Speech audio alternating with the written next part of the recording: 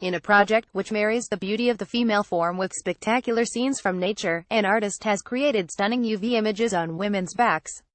John Poppleton, from California, creates incredible works of art painted directly onto human skin using fluorescent shades of lilac, orange and green, and then photographs them with stunning results. His project, called Under Black Light, consists of bodyscapes of spectacular natural phenomena such as African sunsets, tropical oceans during rainstorm, and mountain ranges under moonlight.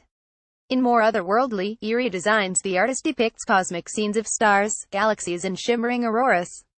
His gorgeous painterly scenes are photographed under black light to produce the seemingly glowing images. John incorporates the curves and shapes of the models into his paintings, and in some the canvas stretches beyond the back of the model onto the background behind.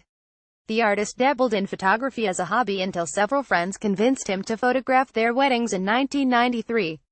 He then became a professional portrait photographer and has flourished in the industry for more than 20 years. It has always been John's goal to create something original and different, but fantasy portraits were never part of the plan. I wasn't looking for it, it found me, he says. Around 2003, Photoshop introduced a new tool called Liquify, and just to show what it could do, I stretched a bride's ears and turned her into an elf.